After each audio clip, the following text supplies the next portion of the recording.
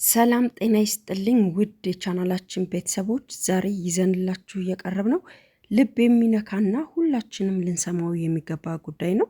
ጥበበኛው አርቲስት ነጻነት ወርቅነህ በቅርቡ ከዚህ ዓለም በሞት መለየቱ ይታወሳል። ነገር ግን ከሞቱ በኋላ ቤተሰቦቹ የገጠማቸው ፈተና እጅግ አሳሳቢ ሆኗል።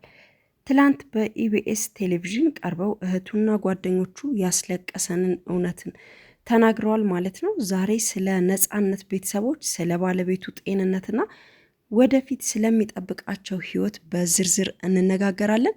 እስከ ፕሮግራማችን ፍጻሜ ድረስ አብራችሁን ቆዩ እያልኩ የምጋብዛችሁ ዓለም ሰርፕራይዝ ነኝ። ለዚህ ቻናል አዲስ የሆናችሁ ላይክ፣ ሼር እንዲሁም ሰብስክራይብ ማድረጋችሁን እንዳትረሱ። መልካም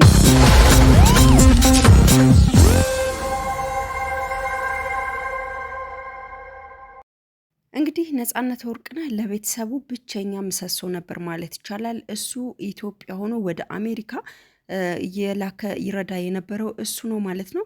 ባለቤቱ የልብና የስኳር ታማሚ በመሆኗ እንዲሁም እግሯ ላይ ብረት በልጅነቷ ገብቷል እና ስለዚህ ረጅም ሰዓት ቆማ መስራት ባለመቻሏ ሁሉም ጫና የነበረው እሱ ላይ ነው። ከኢትዮጵያ ወደ አሜሪካ እየላከ ያስተዳድራቸው የነበረ ልጆቹ እንዲማሩ ያደርግ የነበረ እሱ እንደነበረ መስማት ችለናል። እንግዲህ ባለቤቱና ልጆቹን አሁን ትልቅ ሀዘን ላይ እንዳሉ እየተነገረ ነው። የቤተሰቡ ብቸኛ የገቢ ምንጭ እሱ እንደነበረ እንግዲህ ለማረጋገጥ ችለናል ማለት ነው። ትላንትና የቅርብ ጓደኞቹና በእህቱ በኢቢኤስ ቴሌቪዥን ላይ ቀርበው የነገሩን ነገር እጅግ አሳዛኝ ነው። ነጻነት ለራሱ ሳይደሰት ለቤተሰቡና ለሀገሩ ሲል የደከመ ሰው ነው ሲሉ ተደምጠዋል። ዛሬ ግን ያ ምሰሶ ተሰብሯል። ይህም በመሆኑ ቤተሰቦቹ ችግር ላይ ከመውደቃቸው በፊት ልናግዛቸው፣ ከጎናቸው ልንቆም ይገባል የሚል መልእክትን አስተላልፈዋል ማለት ነው።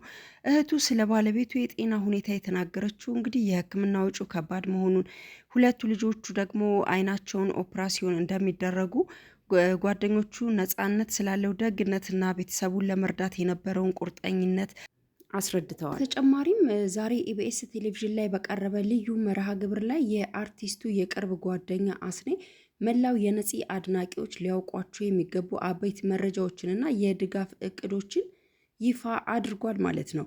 የጎፈንድሚ ዘመቻ መጀመሩን እንዲሁም ለነጻነት ወርቅነህ ባለቤትና ለሶስት ልጆቹ ቋሚ ድጋፍ እንዲሆን ታስቦ የተዘጋጀው ይፋዊ የጎፈንድሚ አካውንት አሁን ላይ ክፍት ሆኖ ስራ መጀመሩንም አያይዘው ገልጸዋል። አድናቂዎቹና ደጋፊዎቹ አቅማቸው በፈቀደው ሁሉ ድጋፋቸውን እንዲያደርጉም ተጠይቋል ማለት ነው። በተጨማሪ ደግሞ የዩቲዩብ ገቢ በሙሉ ለቤተሰቡ እንዲሆን ነፂ በህይወት ካለፈበት ጊዜ ጀምሮ እስካሁን ድረስ በኢቢኤስ ቴሌቪዥን እሱን በተመለከቱና በዩቲዩብ ላይ የሚተላለፉ ፕሮግራሞች የሚገኙትን ገቢዎች በሙሉ በቀጥታ ለቤተሰቦቹ እንዲውል መወሰኑን አስኔ አረጋግጧል ማለት ነው። እንግዲህ አርቲስት ነጻነት ወርቅነህ ከኢትዮጵያ ወደ አሜሪካ እየላከ ቤተሰቦቹን ያስተዳድር እንደነበረ ለማወቅ ችለናል ማለት ነው። እንግዲህ የራሱን ህመም ደብቆ ለቤተሰቦቹ ለሙያው ፍቅር ራሱን የሰዋ አርቲስት ነው ለማለት ይቻላል። ለልጆቹ ድንቅ አባት፣ ለባለቤቱ ቆንጆ በጣም ምርጥ ጀግና ባል እንደሆነ ለማወቅ ችለናል። ሰውን ለማስደሰት ሲሮጥ የኖረ ትልቅ አርቲስት ነው ማለት ይቻላል ነጻነት ወርቅነህ። ነገር ግን ትላንት በኢቢኤስ የቀረቡት መረጃዎች እንደሚያመለክቱት ቤተሰቦቹ አሁን ላይ በአስቸጋሪ ሁኔታ ላይ ይገኛሉ። ለዚህም ደግሞ በኢቢኤስ ዝግጅት ላይ በቅርብ ጓደኞቹና በቤተሰቦቹ እንደተገለጸው ለባለቤቱ የሕክምና ወጪ እንዲሁም ለልጆቹ ለትምህርት ቤት እንዲሁም ሁለቱ ልጆቹ እንደዚሁ አይናቸውን ኦፕሬሽን ይሆናሉ። ስለዚህ ለዚህ ለሚያስፈልግ ወጪ መቋቋሚያ የሚሆን የገንዘብ ማሰባሰቢያ ተጀምሯል ማለት ነው። እናንተም ይህንን ታላቅ አርቲስት የምትወዱና የምታከብሩ ቤተሰቡ እንዳይበተን የምትፈልጉ ወገኖች ለሚከተሉት መንገዶች ድጋፋችሁ እንድታደርጉ ጥሪ ቀርቧል ማለት ነው። እንግዲህ በውጭ ሀገር የምትኖሩ ኢትዮጵያውያንም በተከፈተው የጎፈንድሚ ባለቤቱን በመርዳት ከጎንሽ ነን ልንላት ይገባል ማለት ነው። ስለዚህ ሌሎቻችንም ኢትዮጵያን ባለም አካውንት ባለው ነገር እያስገባን ልናግዝ ይገባል።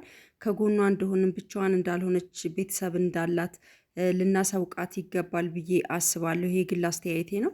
እንግዲህ ነፃነት ለጥበብ መሞት ብቻ ሳይሆን ለቤተሰቡ መስዋዕት ሲሆን የኖረ ድንቅ አባትና ባል ነበረ። ዛሬ እሱ በሌለበት ሰዓት ባለቤቱንና ልጆቹን መደገፍ የሁላችንም የቤት ስራ ነው ብዬ አስባለሁ። አቅማችሁ የፈቀደውን በማድረግ ከቤተሰቡ ጎን እንድትቆሙ በድጋሚ ጥሪያችንን ለማስተላለፍ እንወዳለን።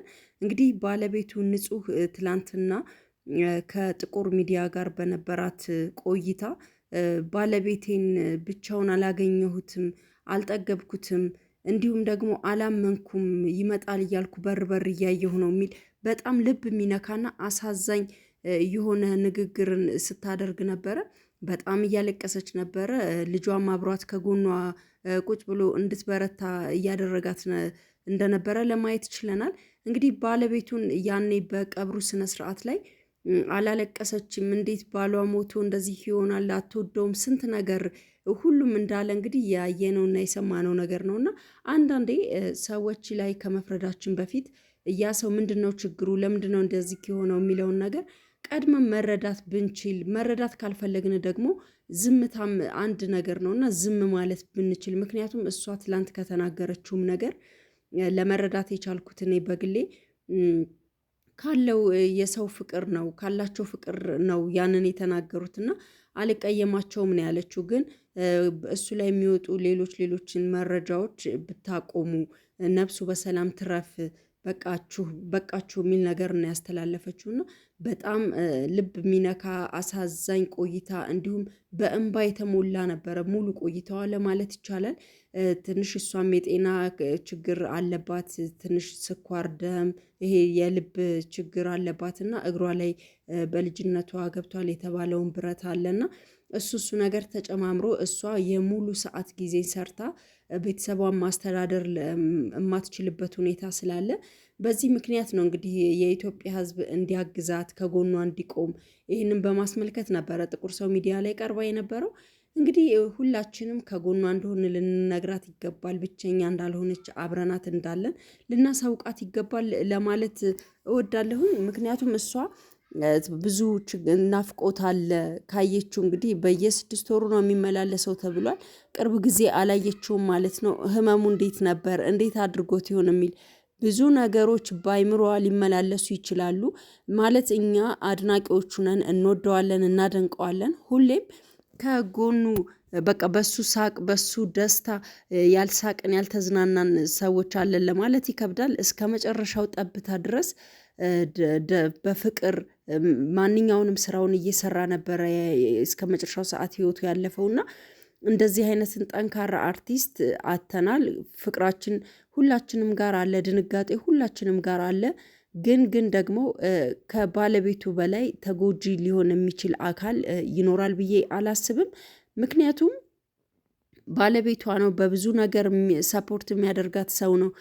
ስትናገር እንደሰማችሁት ለእያንዳንዱ እንቅስቃሴ ደውዬ እሱን ነግሬው ነው የማደርገው። ልጆቼ ራሳቸውን ቢያማቸው አመማቸው ሆስፒታል ልውሰዳቸው እንዴት ይሻላል፣ እሱን ደውዬ ጠይቄው ነው እያንዳንዱ ነገር እንኳን የማደርገውና ያለ እሱን ሳላማክር ያደረግኩት ነገር የለም፣ ያለ እሱ የሚሆን ነገር የለምና በጣም አዝኛለሁ። እስካሁን ድረስ አምኖ መቀበል አልቻልኩም። በጣም ከብዶኛል። በር ማየቴን አላቆምኩም እያለች ነውና ያን ያህል በእሷ ላይ ስትፈርዱ የነበራችሁ ለወደፊቱ ትምህርት ይሆናችኋል ብዬ አስባለሁኝ። ምክንያቱም ከእሷ በላይ ጉዳቷን የሚያቅላት ሰው የለም። ብዙ ነገሮች በውስጧ ይመላለሳሉ። ያሳለፈችው ጊዜ፣ ትዝታ፣ በአሁን ሰዓት ያለባት ሐዘን፣ ስንት ነገር ሊደበላለቅባት እንደሚችል በራሳችን ቢደርስ ብለን ልናስብ ይገባልና እሷ ስለ ባለቤቷ እንኳን ስትገልጽ የኔ ህይወቴ ነበር፣ ጓደኛዬ ነበር፣ ቃላት አይገልጸውም፣ ለሱ እሱነቱን ለመግለጽ ቃላት የለኝም። ይሄን ያህል ነው እንግዲህ በጣም ውስጧን ሰርስሮ የገባ ሐዘን ነው ያለው። በቃ ገና ነችና ብቻዋን ለቅሶም ላይ ብቻዬን አላገኘሁትም እስከ ማለት ድረስ በቃ ብዙ ያልወጡላት ነገሮች አሉ። እውነት ለመናገር እንደዚህ ብላችሁ እሷ ላይ የወረዳችሁባት ሰዎች ይቅርታ ልትሉ ይገባልና ለሌላም ጊዜ ትምህርት ነው የሚሆነው። እንግዲህ በተከፈተው የጎፈንድሚ ሁላችንም አሻራችንን ልናስቀምጥ ይገባል፣ ለልጆቹ ከጎናቸው እንደሆነን ልናሳውቃቸው ይገባል ብዬ ሀሳቤን ለመግለጽ እወዳለሁኝ። እንግዲህ እስካሁን አብሬያችሁ የቆየሁት አለም ሰርፕራይዝ ነኝ። ለዚህ ቻናል አዲስ የሆናችሁ ላይክ ማድረጋችሁን እንዳትረሱ፣ እንዲሁም ለሌሎች እንዲደርስ ሼር አድርጉ። ሰብስክራይብም እያደረጋችሁ አዳዲስ ቪዲዮ ስንለቅ እንዲደርሳችሁ ሰብስክራይብ አድርጉ ለማለት እወዳለሁኝ። ሁሌም ወቅታዊ መረጃዎችን ወደ እናንተ ማደርስላችሁ አለም ሰርፕራይዝ ነኝ። በሌላ ቪዲዮ እስከምንገናኝ ድረስ ቸር ቆዩ።